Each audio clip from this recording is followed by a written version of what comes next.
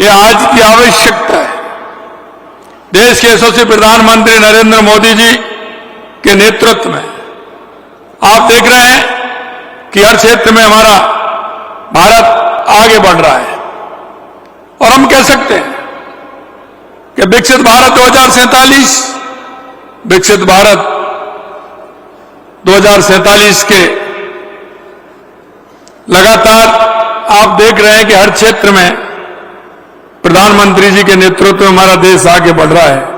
हम भारत की प्रगति को आगे बढ़ाने के लिए एआई का सफलतापूर्वक सही उपयोग करते हैं तो इससे बड़े बदलाव लाए जा सकते हैं।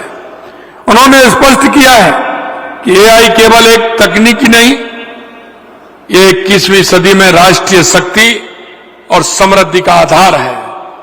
क्योंकि आपने देखा होगा 1893 में स्वामी विवेकानंद जी ने कहा था 21वीं सदी भारत की होगी और उन्होंने युवाओं से आह्वान भी किया था, उठो जागो और इस देश दुनिया पर छा जाओ। मित्रों, मैं आपसे कहना चाहता हूं उस नरेंद्र ने कहा था और ये नरेंद्र करके बता रहे हैं, ये आपके सपनों को साकार करने का समय है।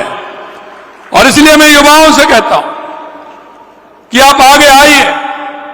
ये डबल इंजन की सरकार पूर्ण रूप से तैयार है। सोचिए, विचार करिए और अपनाइए और आगे बढ़िए। एआई हमारी देश नीति, हमारी अर्थव्यवस्था, हमारी सुरक्षा, हमारे समाज को बेहतर आकार दे रहा है।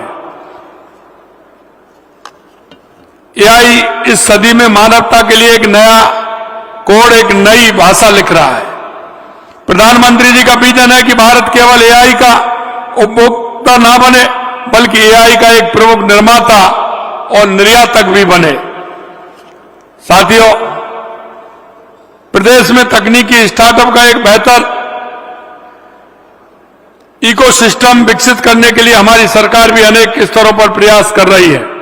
आज हमारा राजस्थान ई गवर्नेंस और डिजिटल समावेशन से आगे बढ़कर आर्टिफिशियल इंटेलिजेंस और मशीन लर्निंग में अग्रणी बनने की दिशा में कदम बढ़ा रहा है। आर्टिफिशियल इंटेलिजेंस हमारी डिजिटल यात्रा का अगला चरण है। इसी दिशा में एक और कदम बढ़ाते हुए हम एआई एमएल पॉलिसी लेकर आए हैं। यह नीति से एआई सिस्टम अधिक पारदर्शी, निष्पक्ष और निजता के संरक्षण के प्रति जवाबदेह बनेगा। आर्टिफिशियल इंटेलिजेंस एवं मशीन लर्निंग के उपयोग से सार्वजनिक सेवा वितरण को अधिक त्वरित, पारदर्शी एवं नागरिक केंद्रित बनाया जा सकेगा। इससे प्रशासनिक दक्षता में वृद्धि होगी और नवाचार आधारित आर्थिक विकास को प्रोत्साहन भी मिलेगा। नीति से एआई से जुड़े साइबर अपराधों की रिपोर्टिंग एवं समाधान की प्रक्रिया स्पष्ट एवं आसान बनेगी। प्रदेश में एक artificial intelligence centre of excellence की स्थापना भी की जाएगी। स्कूलों में आईटीआई, पॉलिटेक्निक संस्थानों, कॉलेजों में एआई शिक्षा को प्रोत्साहन दिया जाएगा। उद्योग, स्टार्टअप एवं रिसर्च संस्थानों को एआई से जुड़ी पहलें करने के लिए रिप्स, एमएसएमई एवं स्टार्टअप नीतियों के अनुरूप टॉप अप प्रोत्साहन दिए जाएंगे। यह पॉलिसी प्रदेश को निवेश एवं नवाचार के प्रमुख केंद्र के रूप में विकसित करने में सहायक सिद्ध होगी। डिजिटल राजस्थान की दिशा में डिजीफैक्ट एक महत्वपूर्ण आयोजन है। यह आपस में जुड़ने और आत्मविश्वास के निर्माण का एक मंच भी है। यह स्टार्टअप को निवेशकों से, विद्यार्थियों को अवसरों से, उद्योग को सरकार से जोड़ने का, से हमारे प्रदेश के 80,000 ई-मित्र सेंटर्स हैं, 20,000 से ज्यादा मेडिकल फैसिलिटीज हैं, 50,000 से ज्यादा शिक्षा संस्थान हैं, 25,000 से ज्यादा राशन की दुकान है, 10,000 से ज्यादा आंगनबाड़ी और एएनएम केंद्र हैं, 25,000 से ज्यादा राजस्व और प्रशासनिक कार्यालय जुड़े हुए हैं। नई तकनीक में अवसर सर्जित करने के लिए अटल इनोवेशन स्टूडियो एवं एक्सीलेटर स्थापित कर रहे हैं। हमने स्टार्टअप लॉन्च पैड स्थापित किए हैं जिससे युवाओं को नए स्टार्टअप शुरू करने और अपने नवाचार क्षमताओं को प्रदर्शित करने का अवसर मिल सकेगा।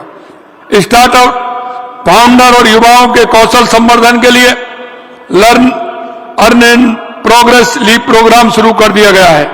युवाओं को तकनीकी में प्रशिक्षित करने के लिए 3 सेंटर फॉर एडवांस स्किलिंग स्थापित किए जा रहे हैं। तकनीक के साथ ही अन्य सभी क्षेत्रों में हमारी पहलों से प्रदेश में निवेश अनुकूल वातावरण तैयार हुआ है। पिछले 2 वर्षों में राजस्थान ने तीव्र औद्योगिक विकास के दौर में कदम रखा है, जहां निवेश के लिए किए वादे और समझौते तेजी से धरातल पर उतर रहे हैं। Rising Rajasthan global investment summit के दौरान 35 लाख करोड़ रुपए के निवेश समझौते किए गए थे और इनमें से 8 लाख करोड़ से अधिक रुपए के अधिक प्रोजेक्ट धरातल पर आने लगे हैं। हमने 2 दर्जन से अधिक नई नीतियां लागू की हैं। जहां एक और नीतिगत निर्णय लिए जा रहे हैं, वहीं दूसरी ओर धरातल पर कार्य को गति देने के लिए ईज ऑफ डूइंग बिजनेस की दिशा में कदम उठाए गए हैं।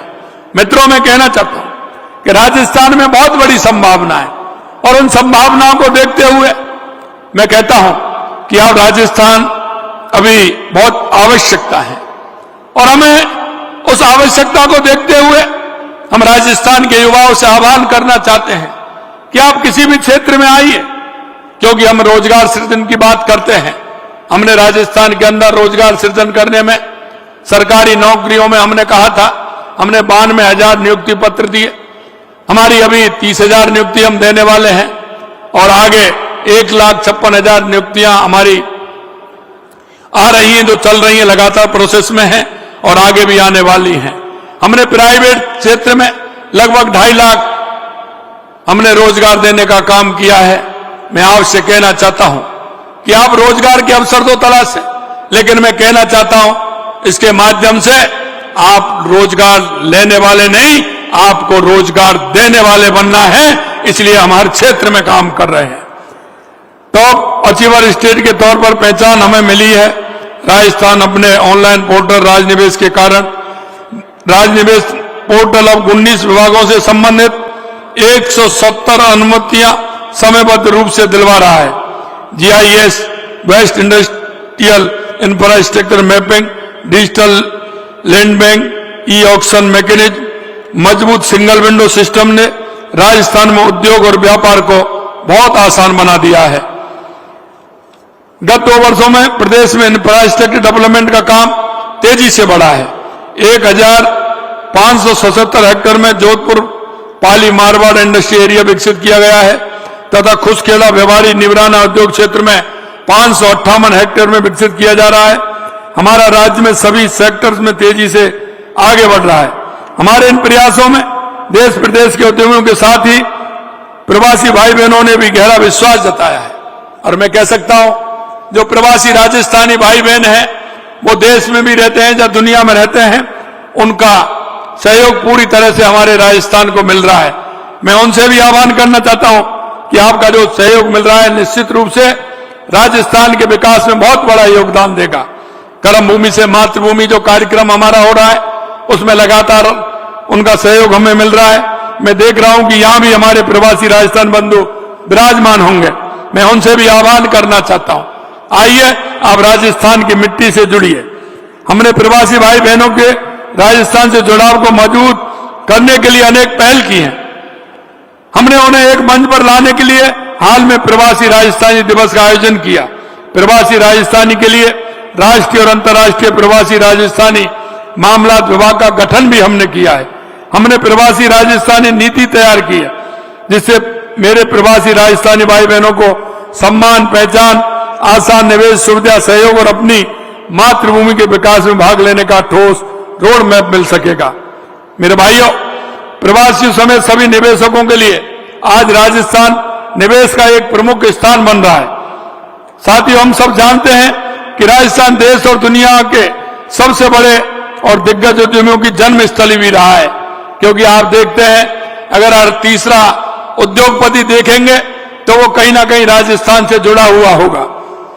लेकिन मेरा लगता है कि हमारा संकल्प है कि अब राजस्थान उन उद्योगों की कर्मस्थली भी बने आज हमारे प्रवासी राजस्थान बंधु कर्म भूमि से मातृभूमि, जैसा मैंने कहा, हमारी पहलों पर सक्रिय भागीदारी निभा रहे हैं। मुझे भरोसा है कि आप सबकी सक्रियता भागीदारी राजस्थान को स्टार्टअप तकनीकी के क्षेत्र में नई ऊंचाइयां प्रदान करने में मददगार बनेगी। आज हर हाथ में मोबाइल है और ऑनलाइन सेवाओं का सब लाभ उठा रहे हैं, जिसमें ऑनलाइन धोखाधड़ी की आशंका बढ़ जाती है। मैं आपको आश्वस्त करना चाहता हूं कि राजस्थान सरकार प्रदेश में साइबर क्राइम को पनपने नहीं देगी। और लगातार आप देख रहे हैं, हमने हर उद्यमी को कहा है कि आपको चिंता करने की जरूरत नहीं है। राजस्थान सरकार पूर्ण रूप से उनकी सुरक्षा के लिए, उनके काम के लिए पूरी तरह से तैयार है। इसलिए मैं ये भी कहना चाहता हूं, आपको किसी प्रकार की चिंता करने की आवश्यकता नहीं है।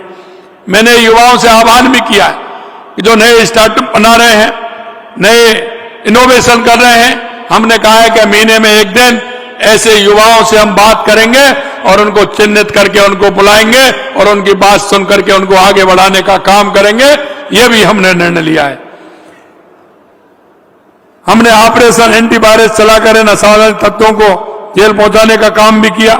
इस मंच के माध्यम से मैं प्रदेशवासियों से अपील करूंगा कि इंटरनेट सेवाओं का उपयोग सावधान और सचेत होकर करें। एआई हमारी राजनीति, हमारी अर्थव्यवस्था, हमारी सुरक्षा और यहां तक कि हमारे समाज को भी नया आकार दे रहा है।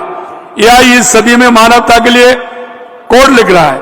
एआई स्वास्थ्य, शिक्षा, कृषि और अन्य क्षेत्रों में सुधार करके लोगों के जीवन को बदलने में मदद कर रहा है। यह विकसित भारत और विकसित राजस्थान के लक्ष्यों को हासिल करने में मददगार बन सकता है। मित्रों, मैं कहना चाहता हूं, देश के यशस्वी प्रधानमंत्री नरेंद्र मोदी जी के नेतृत्व में यह डबल इंजन की सरकार लगातार काम कर रही है।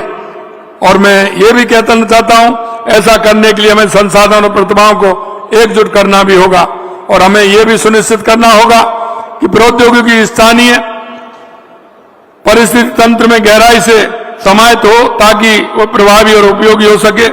हमें एआई संचालित भविष्य के लिए अपने लोगों को कौशल प्रदान करने और उन्हें नए कौशल सिखाने में निवेश करने की आवश्यकता है।